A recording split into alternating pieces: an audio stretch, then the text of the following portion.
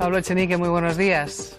Hola, buenos días, ¿qué tal? 5 años ya se cumplen de ese 15M. ¿Usted cómo lo recuerda? ¿Cómo valora ese paso de las protestas en la calle hasta las instituciones? ¿Qué balance hace de estos 5 años, señor Echenique? Yo creo que en 15M fue el momento en el que despertó nuestro país, ¿no? Había mucha gente que estábamos en casa indignados, que estábamos en casa viendo cómo se nos gobernaba desde la incapacidad, muchas veces, desde el poner en primer lugar los intereses de gente que no necesita que la defiendan porque ya está muy bien económicamente, y poner en segundo lugar los intereses de la mayoría, pero estábamos de alguna manera solos, o por lo menos no sabíamos que estábamos acompañados, ¿no? Y yo creo que el 15M lo que supone fundamentalmente es que toda esa gente que compartía un análisis de la realidad se da cuenta de que no está sola, de que somos millones, y de que esa fuerza numérica y esa coincidencia en el análisis hacen que podamos cambiar las cosas, ¿no? Hacen que no haya que estar resignado, hacen que no haya que aceptar una realidad que no nos gusta porque no haya otra alternativa, y eso nos da fuerza, y eso al cabo de unos años que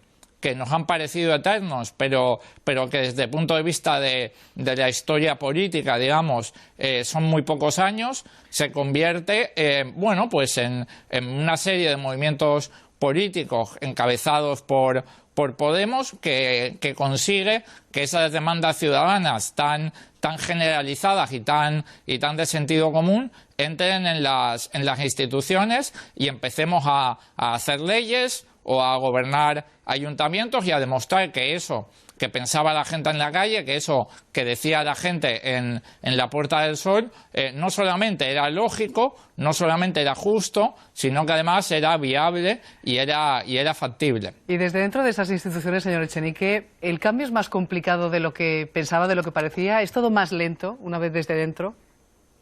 Desde luego es difícil implementar políticas de cambio. Hay enormes resistencias por parte de los sectores más privilegiados. Yo recientemente veía una estadística según la cual se ve claramente cómo la gente que menos dinero gana al mes, el 30% de personas que menos ingresan, han perdido alrededor de un 20% de poder adquisitivo durante la crisis. Sin embargo, el 5% que más gana ha mejorado sus posiciones durante la crisis. Es normal que ese 5% al que la crisis le ha venido muy bien, al que la crisis le ha servido para enriquecerse y para tener más poder, ofrezca resistencias a fuerzas políticas que dicen que tenemos que vivir en una sociedad más justa, y en una sociedad en la que no siempre paguen los mismos, y en la que los que más tienen arrimen el hombro y nos ayuden a tener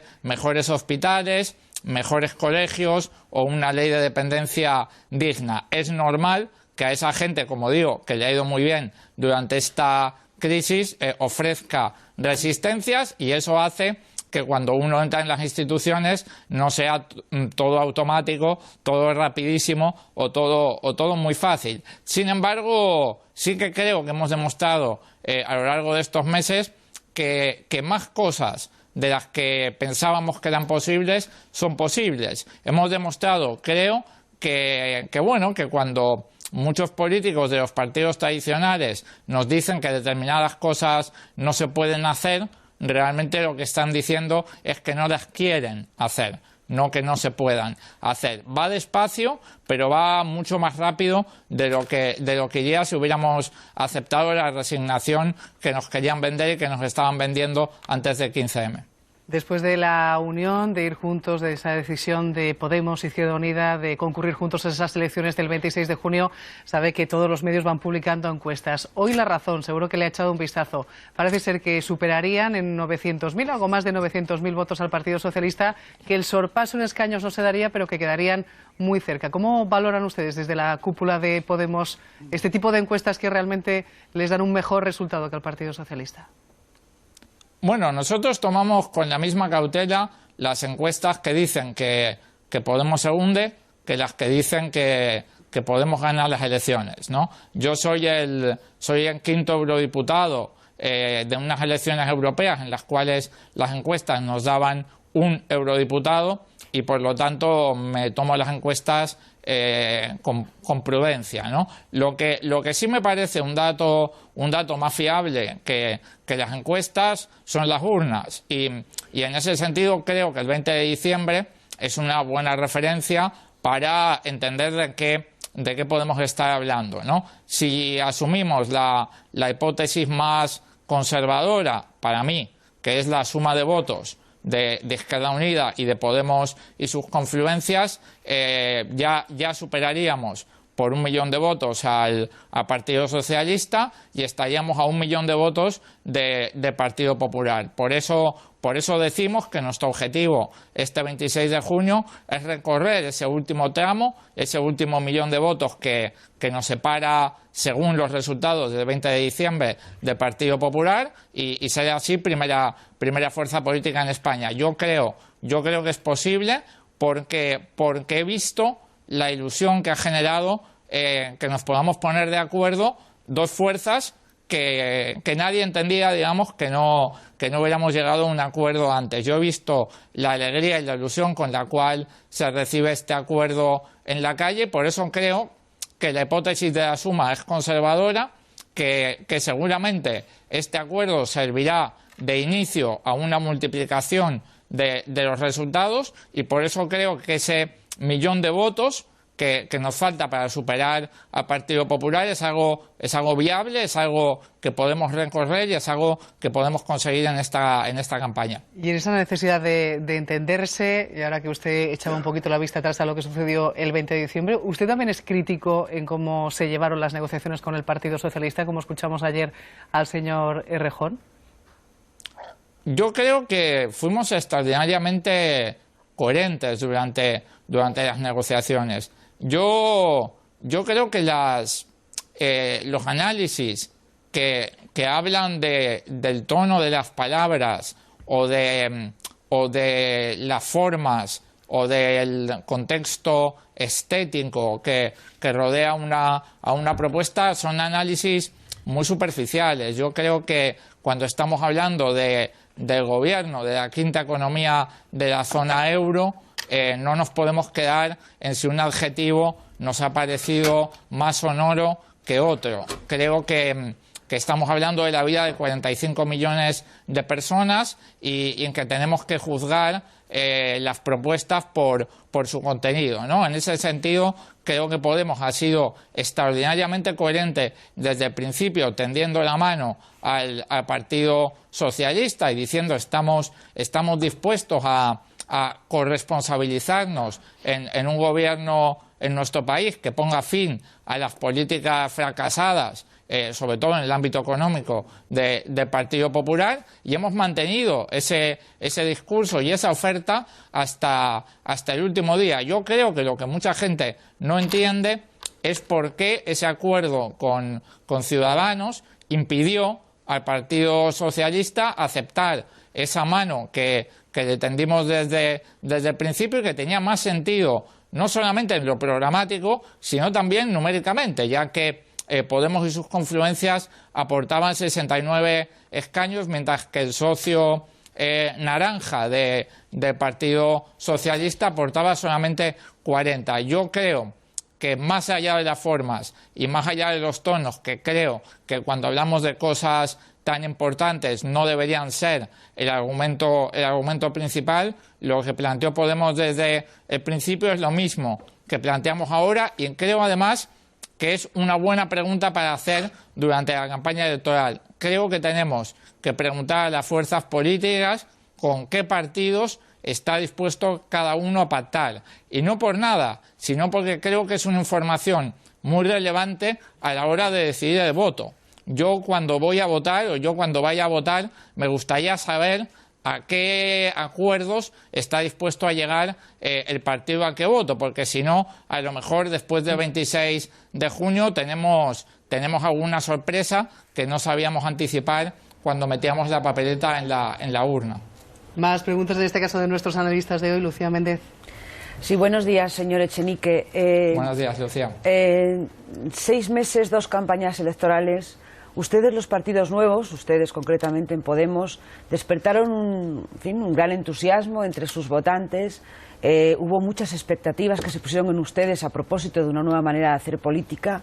En estos 4 meses, ¿no cree usted que se puede haber producido una cierta decepción en sus votantes? ¿No aprecia usted a lo mejor una cierta decepción en el sentido de que esperaban de ustedes a lo mejor otra cosa de lo que han hecho? Yo creo que a nuestros votantes les gusta la democracia. Y es verdad que después de la legislatura fallida que hemos vivido, pues desde ciertos partidos políticos se ha intentado convencer a la gente de que de algún modo votar es una tragedia, ¿no? Y yo creo que, viviendo como vivimos, conviviendo como convivimos con nuestros mayores, con nuestros abuelos que han vivido en una dictadura, creo que tratar unas elecciones generales como una tragedia no es de recibo. A la gente de Podemos nos gustan las campañas porque estamos con la gente, estamos muy cerca de la gente y vivimos sus problemáticas diarias. Por eso nos gustan las campañas y también nos gustan las elecciones. Por lo tanto, yo vivo esta repetición de elecciones como una segunda oportunidad, como un desempate,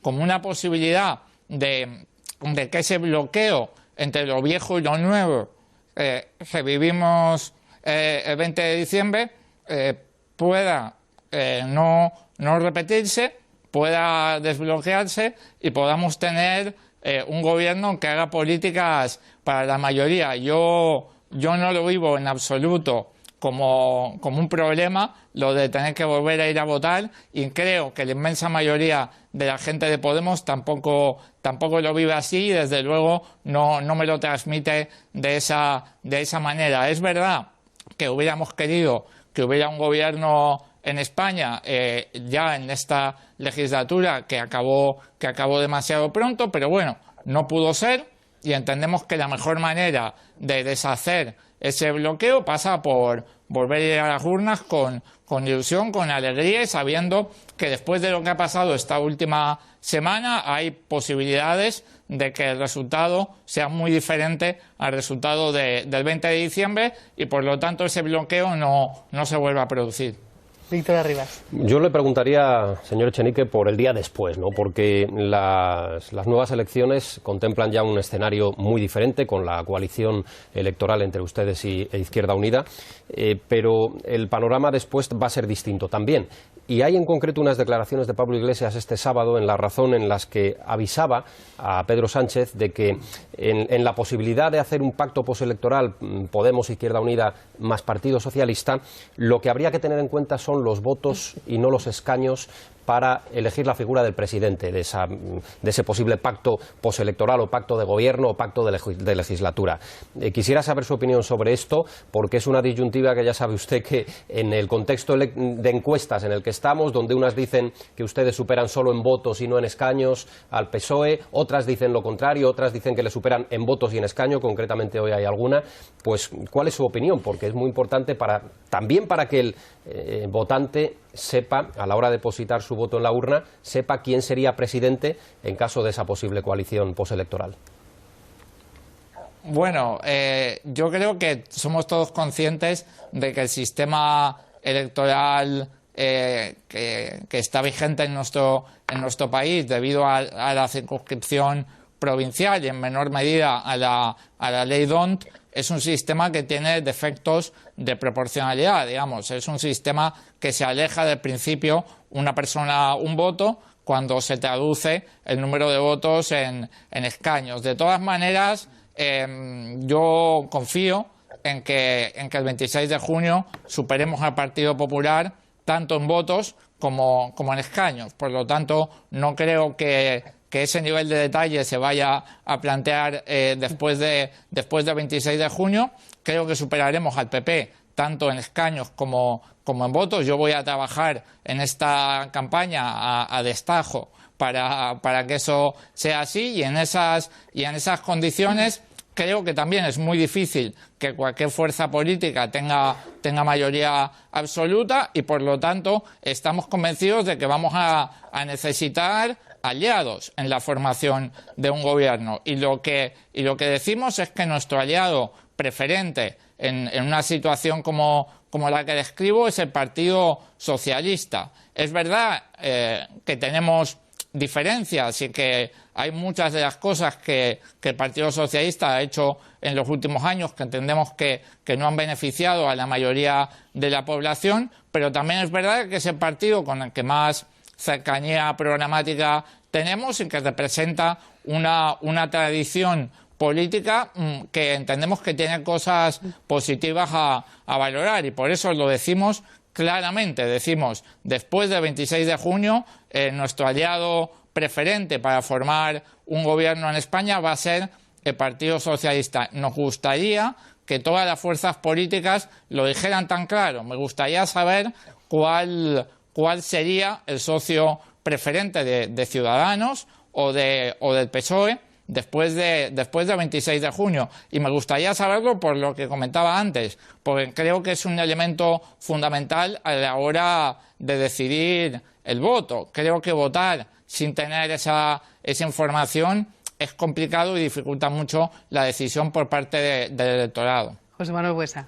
Buenos días, señor Echenique. A mí me gustaría traspasar las fronteras y preguntarle por Venezuela, donde Maduro ha decretado un estado de excepción, dice que hay una presunta conspiración contra su país, mientras que el país parece como que se desmorona y mucha gente lo está pasando francamente mal.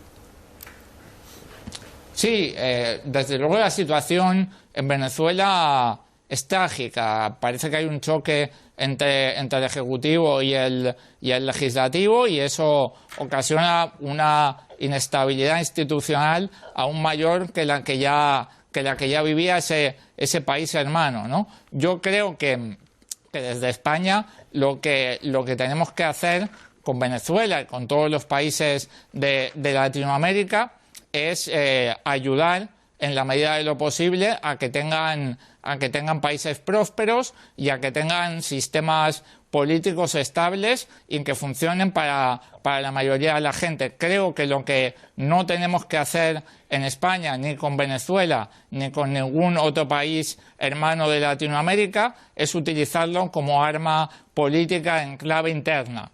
Creo que los países hermanos de Latinoamérica se merecen, por parte de los gobiernos de España y de los partidos políticos de España, se merecen ayuda, se merecen respeto y se merecen que no los utilicemos como arma en unas elecciones generales españolas, como desafortunadamente pasa demasiado en los últimos meses y en los últimos años. Pablo Echenique, muchísimas gracias por desayunar esta mañana con nosotros aquí en Televisión Española. Un placer, como siempre. Hasta pronto.